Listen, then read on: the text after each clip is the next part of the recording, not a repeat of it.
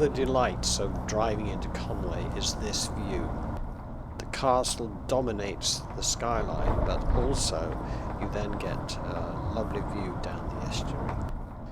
Maybe this video doesn't do it justice, but I have to say, having travelled extensively in Europe in our motorhome, this is up there with the greats.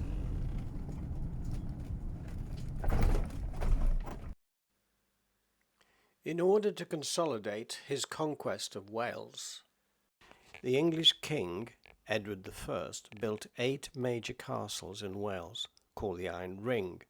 Conwy Castle was started to be built in 1283 and was completed 4.5 years later, which, considering the tools and equipment used at the time, by any standards is pretty impressive. Mind you, there were 1,500 men working on it all that time. I feel Conway Castle is majestic, awe-inspiring and beautiful, and I'm told, although this may be contested by our European friends, considered one of the great fortresses of medieval Europe.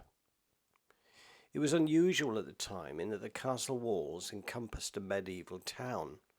You can still walk the walls, and they give you a fine view of the town and the surrounding countryside, and I recommend, if you ever get to Conway, to take the opportunity. Once it was built, Englishmen were encouraged to come and live here, as the Welsh were not allowed to set foot in here for several decades. I don't know what it is about birds, but those born within the castle walls are called jackdaws. It has the most intact royal chambers, better than those at Tower of London. When the castle was finished, it would have been rendered in white plaster, looking even more impressive than it does today. There's so much more history than what I've mentioned, and if you're interested, there are many online guides that are fascinating, which tell you all about the history of the castle and the surrounding areas. Well, I've learned something new when I was doing the research. I always thought it was the railway bridge that was built first, but it wasn't. It was Telford who built the roadway in 1822 and finished in 1826. Obviously, there have been modifications since then.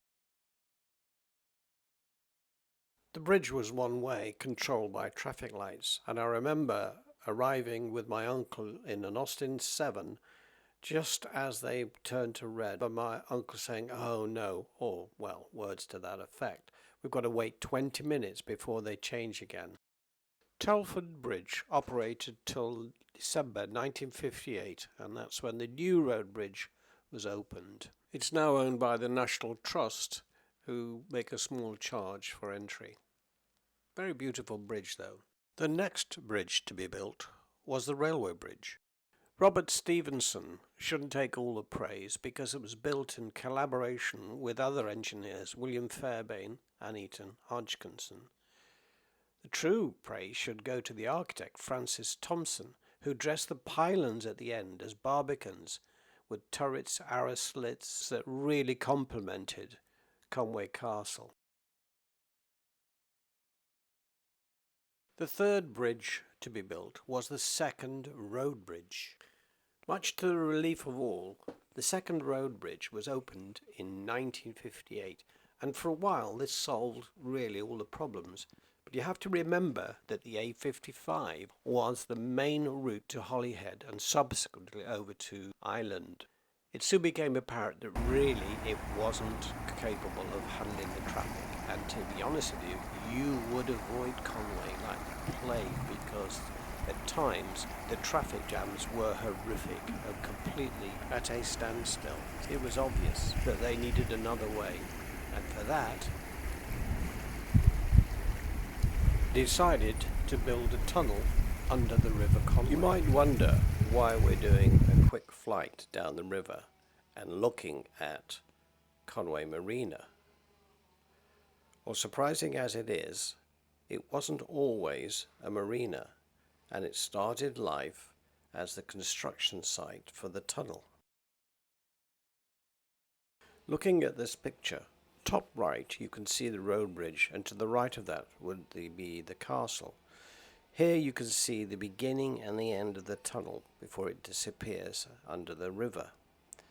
And the site of the marina, and this is what it looked like at the time of the construction. It was a huge engineering feat.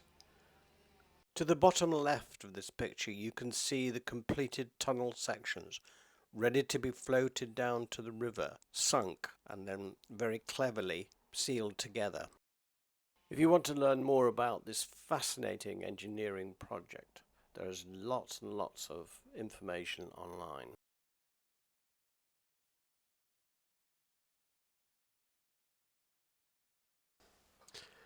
And if we swing to the left from the marina, you wouldn't think this innocent-looking piece of ground here played such a vital part in the Second World War.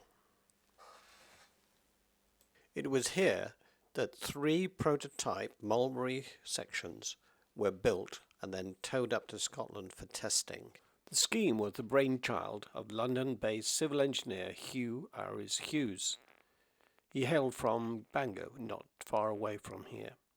He foresaw that the Allies would need to build harbours from prefabricated components because the French ports were too heavily guarded. From 1942 to 1944, almost 1,000 men worked here.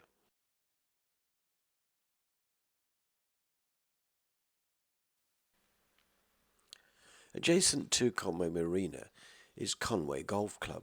It's a championship course and it's held many international competitions, including the Seniors Ryder Club and just recently the Curtis Cup. Those mountains in the background, surprisingly enough, are called Conway Mountain, and there's lots of wonderful walks available there. Llandudno is not so far away, and considering Llandudno is one of the original Victorian holiday resorts, it's still very popular.